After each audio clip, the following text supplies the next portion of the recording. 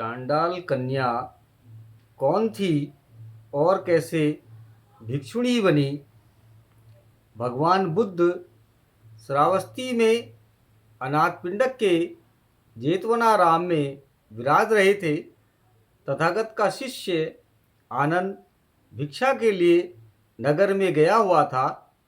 भोजन करने के पश्चात आनंद पानी पीने के लिए नदी की ओर जा रहा था। उसने एक लड़की को देखा जो नदी से घड़े में पानी भर रही थी। आनंद ने उससे पानी मांगा।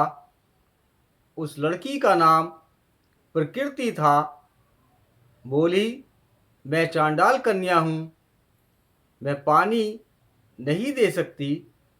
आनंद ने उत्तर दिया, मुझे पानी चाहिए, मुझे तुम्हारी जाति नहीं चाहिए। तब लड़की ने आनंद को अपने बर्तन से कुछ पानी दिया। तब आनंद जेतवन लौट आए। वह लड़की भी आनंद के पीछे पीछे आई और आनंद के निवास स्थान का पता लगा लिया। उसने यह भी मालूम कर लिया कि उसका नाम आनंद है और वह बुद्ध का शिष्य है। घर लौटकर उसने अपनी माँ मातंगी से सारा वृत्तांत कहा और जमीन पर लेटकर रोने लगी। माँ ने रोने का कारण पूछा। लड़की बोली, यदि तुम मेरा विवाह करना चाहती हो तो मैं केवल आनंद से करूँगी, मैं किसी अन्य से नहीं करूँगी। माता ने पता लगाया। लौटकर लड़की से बोली, विवाह संभव है क्योंकि आनंद ने ब्रह्मचर्य व्रत ग्रहण कर रखा है। यह बात सुनी तो लड़की बहुत दुखी हुई। उसने खाना पीना छोड़ दिया। वह इसे भाग्य रेखा स्वीकार करने को तैयार न थी।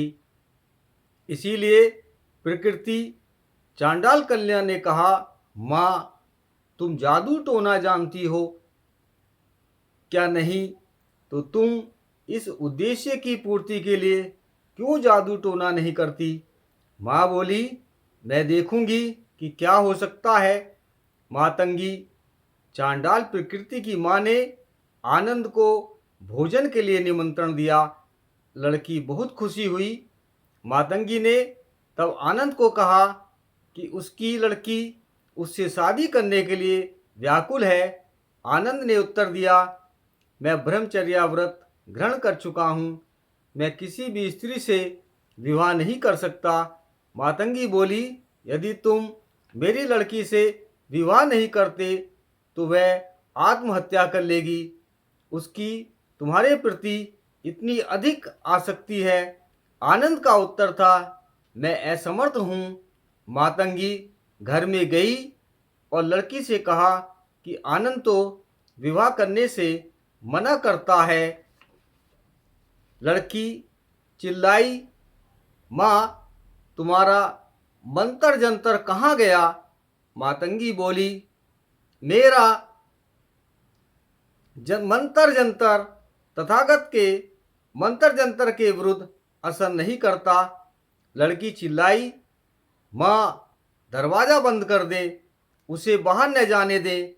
मैं देखूंगी कि आज ही रात को वह मुझे पत्नी रूप में कैसे ग्रहण नहीं करता। माँ ने वैसा ही किया जैसा लड़की चाहती थी।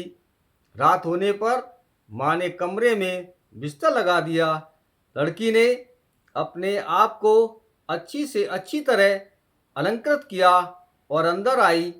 आनंद पर इसका कुछ प्रभाव नहीं पड़ा। अंत में माँ ने अपने जादू टोने का प्रयोग किया। परिणाम स्वरूप कमरे में आग जल उठी। माँ ने आनंद के कपड़ों को पकड़ा और बोली, यदि तुम अब भी मेरी लड़की से विवाह करना स्वीकार नहीं करते तो मैं तुम्हें आग में झोंक दूंगी। तब भी आनंद झुका नहीं। माँ और लड़की दोनों को हार माननी पड़ी। उन्होंने आनंद को स्वतंत्र कर दिया। वापस लौटकर आनंद ने सारी आप बीती तथागत को कह सुनाई। दूसरे दिन वह लड़की आनंद को खोजती हुई जेतवन पहुंची। आनंद भिक्षाटन के लिए निकल रहे थे। उसे देखा तो उससे बच निकलना चाहा, लेकिन जहां जहां आनंद गया लड़की ने पीछा किया। जब आनंद लौटा तो उसने देखा कि लड़की जेतवन विहार के दरवाजे पर खड़ी उसकी प्रतीक्षा कर रही है। आनंद ने तथागत से कहा कि किसी प्रकार वह लड़की उसका पीछा नहीं छोड़ती है। तथागत ने उसे बुलवा भेजा। जब लड़की सामने आई तो तथागत ने प्रश्न किया, तू आनंद का पीछा किस लिए कर रही है? लड़के का उत्तर था कि वह उससे विवाह करके रहेगी। बोली, मैंने सुना है कि वह अविवाहित है, मैं भी अविवाहित हूँ।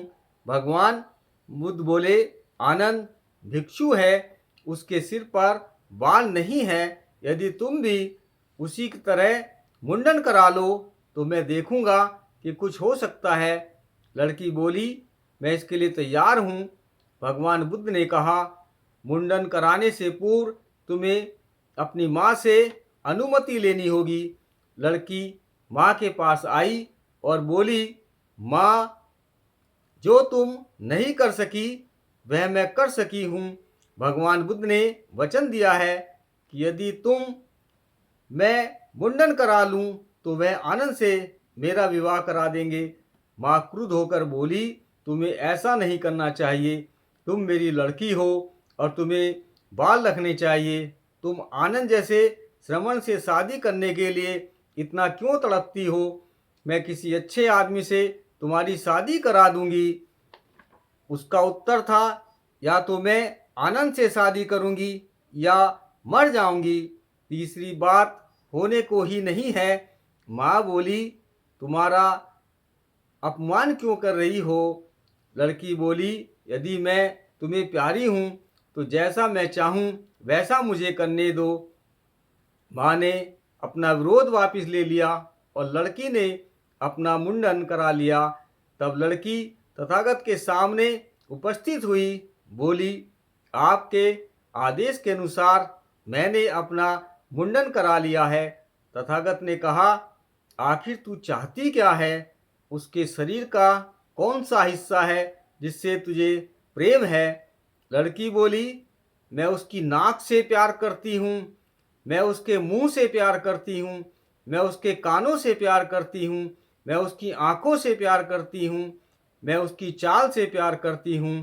तथागत बुद्ध बोले, क्या तुम जानती हो कि आंखें आंसुओं का अड्डा मात्र है, नाक सीड का द्वार है, मुंह में थूक ही थूक भरा है, कानों में मैल ही मैल होता है और शरीर मलमूत्र का खजाना मात्र है। जब स्त्री पुरुष सहवास करते हैं वे बच्चों को जन्म देते हैं।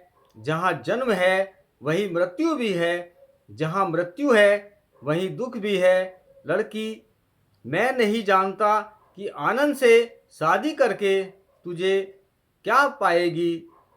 लड़की गंभीरतापूर्वक सोचने लगी और इस परिणाम पर पहुंची कि आनंद से शादी करना बेकार है, जिसके लिए वह मरी जा रही थी। उसने अपना यह मत तथागत पर प्रकट कर दिया। तथागत बुद्ध को अभिवादन कर लड़की बोली, अज्ञान के वशीभूत होकर ही मैं आनंद के पीछे लगी थी। अब मेरी आँख खुल गई है। मैं उस नाविक की तरह हूँ जिसकी नौका एक दुर्घटना के बाद दूसरे किनारे जा लगी है। मैं एक आरक्षित वृद्ध अर्थात बूढ़े आदमी की तरह हूँ जिसे सुरक्षा मिल गई है। मैं उस अंधे पुरुष की तरह हूँ जिसे दृष्टि प्राप्त हो गई है। तथागत बुद्ध के ज्ञानामृत ने मेरी निद्रा नींद भंग कर दी है। भाग्यवान है हे प्रकृति, यद्यपि तू चांडाल कन्या है किंतु तू श्रेष्ठ पुरुषों और स्त्रियों के लिए आदर्श का काम देगी। तू नीच जाति की है सही, लेकिन ब्राह्मण तुझसे शिक्षा ग्रहण करेंगे, न्याय तथा धर्म के पथ से विचलित न होना। तेरी कीर्ति राज सिंहासन पर बैठी हुई रानियों की कीर्ति से बढ़ जाएगी। शादी की बात जाती रही तो अब उसके सामने भिक्षुणी संघ में प्रविष्ट होने के अतिरिक्त दूसरा मार्ग न था। उसने इच्छा प्रकट की तो वह भिक्षुणी संघ में ले ली गई। यूं निसंदेह वह निस्तम जाति की थी। नमो बुद्धाय।